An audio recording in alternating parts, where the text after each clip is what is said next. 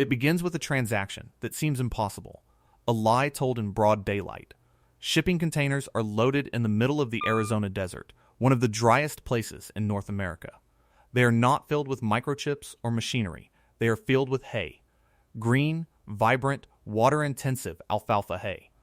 These containers are then driven to ports in Southern California and loaded onto ships for an 8,000-mile journey to the Middle East. To feed dairy cows. What is actually being exported is not hay, it's water. American water. Sucked from an ancient aquifer beneath a dying desert, packaged as a crop, and shipped to a nation that had already drained its own. This isn't a leak, it's a hemorrhage, and for nearly a decade, it was all perfectly legal. They are literally pumping Arizona dry and sending it overseas. Do you think this should have ever been allowed? Let me know in the comments below. Now, a lot of you who watch these videos are just as passionate about these stories as we are, but a huge number of you forget to do the one thing that allows us to keep making them. It is an emergency for this channel. Please take 1 second and hit the subscribe button. It is the single most important thing you can do to support this work. Let's begin. This story is not about a loophole. It is about a chasm, a deliberate void in the law created in 1980 when Arizona wrote its future in water. The state's Groundwater Management Act drew lines on a map, creating what it called active management areas, or AMAs. Inside these zones, primarily around the burgeoning cities of Phoenix and Tucson, pumping groundwater was and is strictly regulated. But the law left 80% of the state's land outside those lines. In the vast rural stretches of desert, including a poor, arid region called Paz County, the rules were different. The rules were, there were no rules. If you owned the land, you could pump as much water as you wanted, for free. It was a 20th century law built for a world that no longer exists, a world of small family farms, not global megacorporations with insatiable thirst, a world that could never have imagined Almarai. Almarai is a Saudi Arabian dairy giant, a multi-billion-dollar corporation built in a desert kingdom that had performed an unsustainable miracle and then watched it collapse. For decades, Saudi Arabia grew its own green fodder, crops like alfalfa, to support its massive dairy industry. It did so by pumping its own aquifers, but these were not renewable rivers. They were finite, fossil aquifers, holding water that was thousands of years old. By the early 2000s, Saudi scientists issued a stark warning. The kingdom had used up a water resource that had taken millennia to accumulate in just a few decades. 89% of the nation's freshwater was going to agriculture. The numbers were not just unsustainable, they were suicidal. So, the kingdom did something logical and ruthless. In December 2015, it announced a ban on the domestic cultivation of green forage. By November 5, 2018, the ban was absolute. It was an act of national self-preservation. It was also an outsourcing of the problem. If Almarai could no longer drain Saudi Arabia's water to feed its cows, it would simply go find another country's water to drain instead. Their eyes turned to the American West, specifically to the places on the map where the lines of regulation disappeared. They found Paz County, Arizona. It was, as one local official would later describe it, the Wild West of water. And Almarai was about to become the new sheriff. In 2014, a wholly owned Almarai subsidiary named Fondomonte Arizona, LLC, spent $47.5 million to purchase approximately 9,800 acres of private farmland near a tiny, unincorporated community called Vicksburg. They weren't just buying land, they were buying the unlimited, unregulated water rights that came with it. It was a key turning a lock that Arizona had left on the door decades ago. Fondomonte then went further, leasing an additional 3,500 acres of state trust land in a remote basin called Butler Valley and another 3,100 acres in the Renegres Plain. The operation they built was staggering in its scale and efficiency. They dug wells deeper and more powerful than anything the local residents had ever seen. Wells with the capacity to extract up to 64,000 gallons of water per minute. To put that in perspective, a typical American home with a lawn might use that much water over an entire 6-month season. Fondomonte's infrastructure could pull it from the ground in less than 60 seconds. The water was then pumped through miles of pivot irrigators, the giant rolling sprinklers that create the iconic green circles you see from an airplane. And the circles in Paz County grew impossibly green, an alien splash of color against the muted browns and grays of the surrounding desert. The alfalfa grew lush and dense. It was harvested, dried, compressed into bales, and loaded into those shipping containers. The business model was brutally simple. Turn free American water into a product and ship it home. Locals watched in disbelief. They could hear the pumps running. Day and night. A constant hum on the horizon, the sound of their own water table dropping. Holly Irwin, a La Paz County supervisor, saw it happening from the beginning. For over a decade, she pleaded with state officials, with legislators, with anyone who would listen. She warned them that foreign-owned corporate farms were treating the county's ancient aquifers like a disposable resource. Her warnings were met with bureaucratic silence. The law was the law. And the law said this was allowed. Then, the predictions started becoming reality. In 2017, the well at a local church down the road from the megafarm went dry. The pump motor burned out, straining to lift water that was no longer there. The cost to drill a deeper well was a crushing $20,000. The congregation couldn't afford it. In a move of staggering irony, Fondomonte themselves reportedly donated trucked-in water to the church, a gesture of charity from the very entity whose operations were contributing to the crisis. It was a quiet, local tragedy that signaled a much larger catastrophe. Other domestic wells in the area started to fail. Faucets sputtered. People who had lived their entire lives on that land, who had always counted on the water beneath their feet, were now forced to pay for water to be hauled in by truck. Their wells were measured in feet. Fondomontes were measured in football fields. There was no competition. There was only depletion. The numbers coming out of the ground are hard to comprehend. In the year 2023 alone, the Arizona Attorney General's office calculated that Fondomonte pumped 31,196 acre-feet of water from the Renegres Plain groundwater basin. That is more than 10 billion gallons in 1 year, from one basin. It accounted for 81% of all groundwater withdrawn from the entire Renegres Plain. One company, using more than 4/5 of the total supply. The withdrawals, according to the Arizona Department of Water Resources in 2026, were outpacing the natural rate of rain and recharge by 900%. For every gallon that nature put back in, 9 were being taken out. It's the kind of math that doesn't lead to a problem. It leads to an ending. This story of water being shipped overseas from a drought-stricken state is infuriating. Did you even know this was happening? Drop a comment. I want to hear what you think. The whole thing felt like a fever dream. A Saudi dairy company, banned from using its own water, was legally draining an American desert to grow hay for its cows 8,000 miles away, while the wells of American citizens ran dry. It seemed untouchable. The company was following the law, a deeply, catastrophically flawed law. For years, it seemed like nothing would change. Then, in 2023, the political ground in Arizona shifted. A new governor, Katie Hobbs, took office, and she had heard the warnings from people like Holly Irwin. The silence from the state capitol was about to be broken. Loudly. On October 2nd, 2023, Governor Hobbs made an announcement that sent shockwaves through Arizona's agricultural and political circles. She was terminating one of Fondomonte's leases on state trust land in the Butler Valley, and she was refusing to renew 3 others. It is unacceptable, she said, that for decades legislators have refused to protect rural communities. It's time to put Arizonans first. The message was clear. The era of turning a blind eye was over. By February of 2024, the state officially confirmed that Fondomonte had vacated the Butler Valley lands and stopped pumping water there. It was a major victory, a tangible result after a decade of struggle. But it was also widely misunderstood.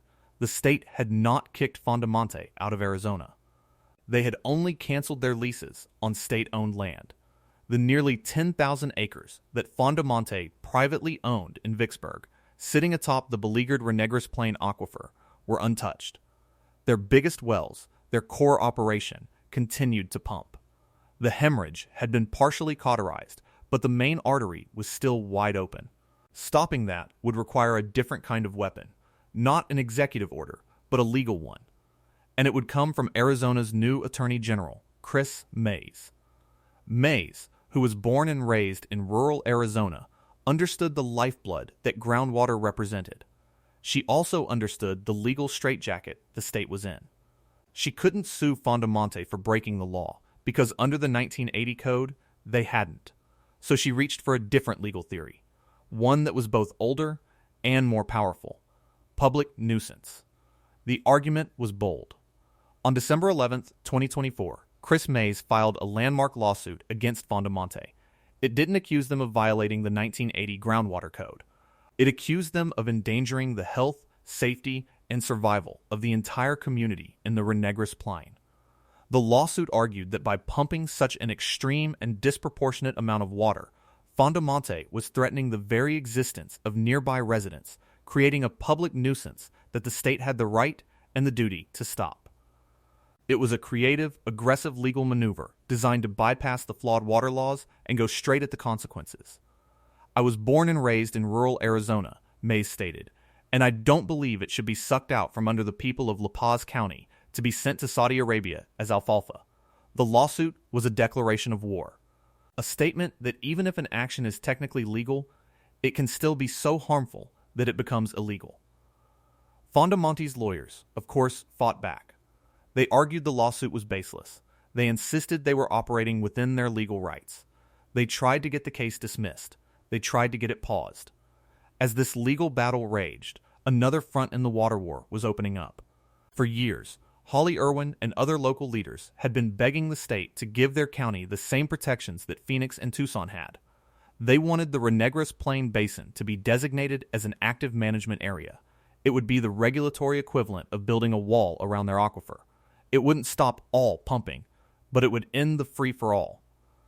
It would impose limits, require measurement and reporting, and, most importantly, severely restrict the drilling of new high-capacity wells and the expansion of megafarms.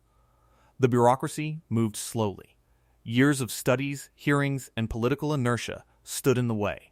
But the combination of public outrage, relentless media coverage, and the new political will from Governor Hobbs and Attorney General Mays had created unstoppable momentum. Then, in the first days of 2026, the dam broke. On January 9, 2026, the director of the Arizona Department of Water Resources, Tom Bushatsky, signed the order. The Renegris Plain Groundwater Basin was officially designated as Arizona's 8th active management area. After a decade of fighting, the protection had finally arrived. The Wild West of water had at last found its law. It was a monumental victory for the residents of Paz County, the single most significant regulatory move to protect rural groundwater in Arizona in over 40 years. It meant the era of limitless, unregulated pumping in the Renegris Plain was over. The rules had finally changed. The new AMA designation was designed to slow the depletion, to manage what was left, but it couldn't undo the damage that had already been done. It couldn't refill an aquifer that had been relentlessly pumped for a decade. And it didn't stop Chris Mays' lawsuit. If you find this story as important as we do, please hit the like button and share this video with your family. Spreading awareness is the first step towards change. The Attorney General saw the AMA as a crucial step, but not the final one. On February 3, 2026, just weeks after the new designation, her office filed a supplemental brief in the case against Fondomonte. Her argument was sharp. While the AMA might prevent future harm, it did nothing to address the past. It didn't fix the wells that had already gone dry. It didn't compensate the families who had been forced to haul water. So Mays pushed for more. She insisted that the court must force Fondomonte to pay into an abatement fund, a company-funded reserve designed to repair the damage, to drill new wells for the community, to pay for the consequences of their extraction. Essentially, the state was now arguing on two fronts. The new AMA put a leash on Fondomonte's future. The lawsuit was demanding a bill for their past. The company again tried to stall. Their lawyers argued that the new AMA made the public nuisance lawsuit moot. They asked the judge to pause the case, to give everyone time to figure out what the new regulations meant. It was a bid to slow things down, to bleed the legal momentum that had been building against them. On May 15, 2026, a Maricopa County judge issued a ruling. The request to pause the lawsuit was denied. The case would move forward. The state's aggressive legal pursuit of Fondomonte would continue, unabated, through the summer of 2026. The squeeze was tightening. From the governor's office, from the attorney general, from the Department of Water Resources, and now from the courts. The message from every branch of Arizona's government was becoming unified. The free ride was over. It's an extraordinary turnaround, a story of a small, rural county and its determined leaders staring down a global corporation and a wall of political indifference for a decade. And then, finally, winning.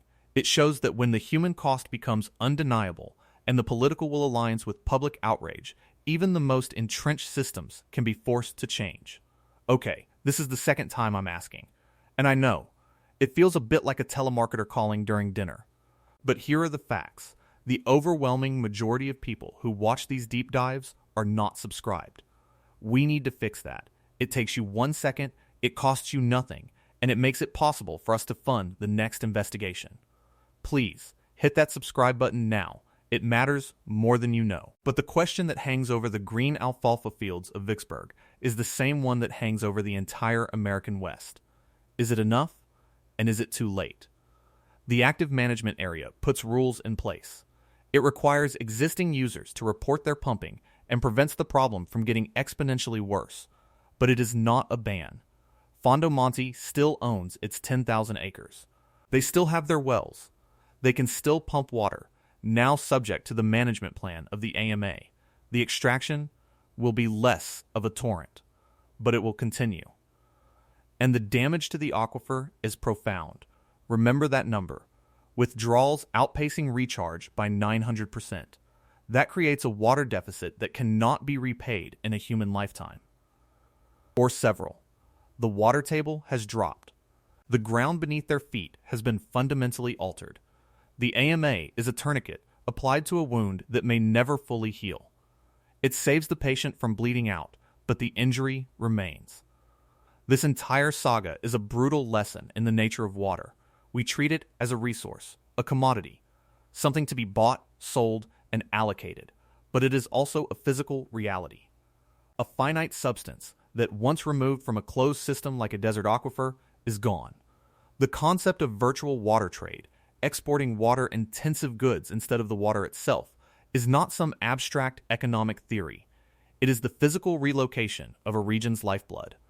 Every container of alfalfa that left the Arizona desert was a tanker truck of water in disguise. The story of Paz County is not an isolated incident. It is a preview. It is a case study in a global phenomenon some call the grab. As water scarce, wealthy nations and corporations look to secure their own food and water supplies, they are increasingly looking outward. They are buying up vast tracts of land in countries with weaker regulations and more water to spare. From Africa to South America to the American West, the pattern is the same. Land is acquired, water is pumped, and the resources are exported, leaving the local population to deal with the depleted aftermath.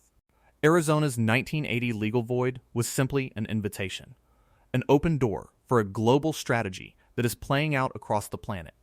If the laws are weak, the capital is strong, and the resource is vital, the outcome is almost inevitable. Fondomonte and Almarai were not uniquely malicious. They were just ruthlessly logical. They identified a market inefficiency, free water, in a place that legally allowed it, and exploited it to solve their own very real resource crisis. The moral failure was not theirs alone. It belonged to the state that, for 40 years, left its rural communities so vulnerable. The changes in 2023, 2024, and now 2026 represent a closing of that door, a recognition that water in a desert is too precious to be given away for free on an unlimited basis. But the real fight is just beginning. The new AMA in the Renegris Plain has to be managed. The rules have to be enforced. And there are still other unregulated basins in Arizona, other potential targets. The uncomfortable truth is that the engineering to extract water has always been far ahead of the legal and political wisdom to manage it. We can drill deeper wells, build more powerful pumps, and install more efficient irrigators. We can move water in ways that defy geography and climate. What we have proven far less capable of doing is saying no, of drawing a line and defending it, of deciding that some resources are too fundamental to be sold to the highest bidder, especially when the true cost is paid by those who can least afford it. The final image from Paz County is one of jarring contrast. The vibrant, almost fluorescent green of the alfalfa fields, thriving on ancient water, and right next to them, the parched, cracked earth of a neighbor's property, their wells silent. It's the entire conflict captured in a single frame, a story of survival, of profit, and of loss. Arizona has started to fight back. They have won significant battles, but the war for water in the West and across the world is defined by a simple, terrifying fact.